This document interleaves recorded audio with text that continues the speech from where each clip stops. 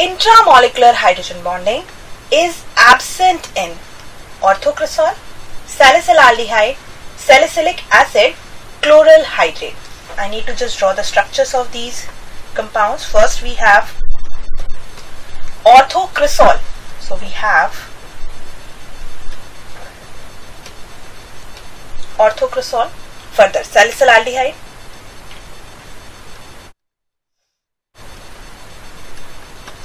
this is OH and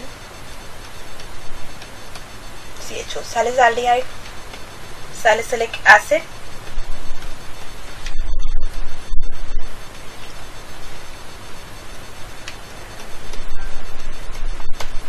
this is salicylic acid, and after that chloral hydrate. So I'll just draw here chloral hydrate.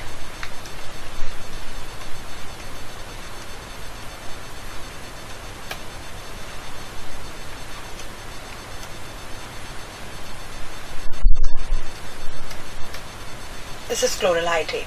Now, in case of salicylaldehyde, if I talk about, here is the possibility of hydrogen bonding because partial distribution of charge is there. Hydrogen is attached to the oxygen atom and oxygen is highly electronegative. So here is the partial charge separation. So hydrogen bond can be formed here. Similarly, in this case also there is the formation of hydrogen bond between this hydrogen and this oxygen. Further, in case of chloral also the possibility of hydrogen bond is there in this way. But if I talk about first compound, orthocresol, in this case if we talk about methyl group that's present here, this has carbon and hydrogen. The electronegativity difference of the carbon and hydrogen is not that much so that it can form hydrogen bond. That's why it will not show intramolecular hydrogen bonding. Hydrogen bonding is observed when some highly electronegative atom like fluorine, oxygen, nitrogen is attached to hydrogen atom. In case of chloral hydrate, hydrogen bonding exists due to highly electron withdrawing CCl3 group. And that is why this orthocresol I'll choose as the correct answer. Though this orthocresol can show intermolecular hydrogen bonding, it means other molecule of orthocresol can show hydrogen bonding with it, but not intramolecular. That's why answer would become option 1. Let's take question number 52. Now question number 52. The correct order of basic strength of the given compounds is, we have different compounds given here in which mainly 3 compounds we have. First is aniline, benzene ring, NH2 is here. Second one, it is CH2NH2. After that,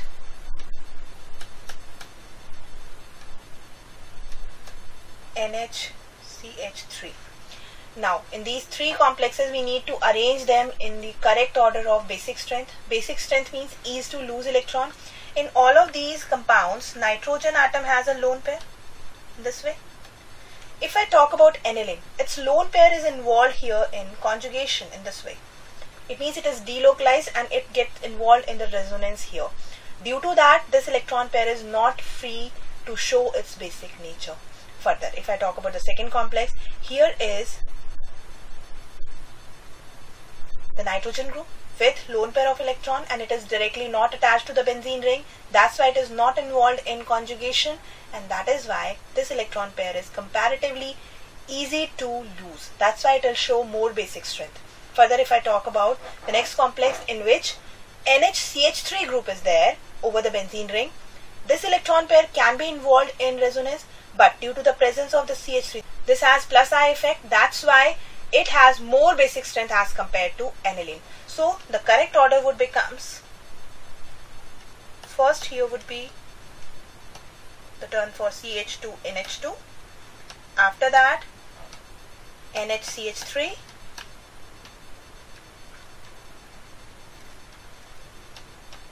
and then last is the turn for your Na. This would be the correct order. Where this order correctly given? This order is correctly given here in option 3. So that is your correct answer for this question. Let's take question number 53. The gas which is least compressible among the following is. least compressible gas is most difficult to liquefy, and liquefaction of the gas depends on the critical temperature.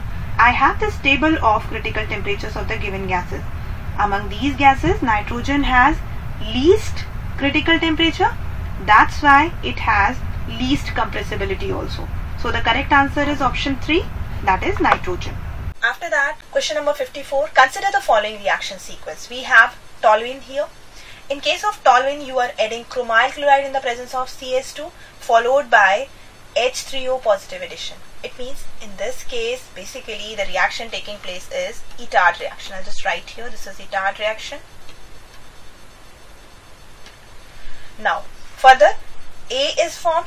A is just treated with ethylene glycol in the presence of HCl gas to give you compound B. You need to just identify this product B here. First, I just want to show you here the reaction sequence. Just have a look on that. We have toluene here. Chromyl chloride and CS2 is added to it, and it gets changed into chromium complex. Just have a look on that. This intermediate complex that's formed, this is called chromium complex.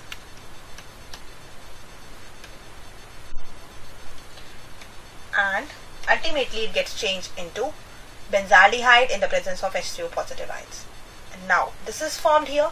It is treated with ethylene glycol and HCl gas. So there is the condensation, and that results in the formation of the product that's known as acetal. So on the basis of this, we can easily choose here the correct answer, that is acetal, given in option 2. Just choose that.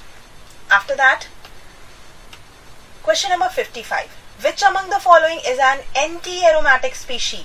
What is the characteristic of anti-aromatic species? The molecule should be planar.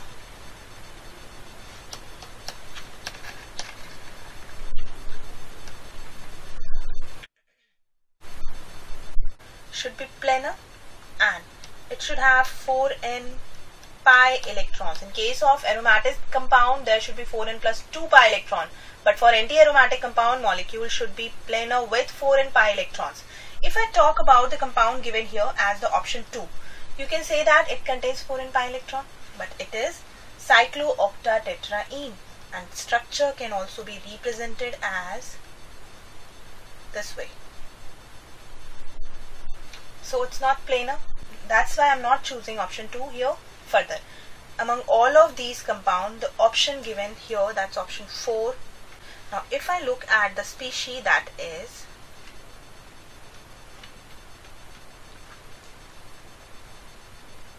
this.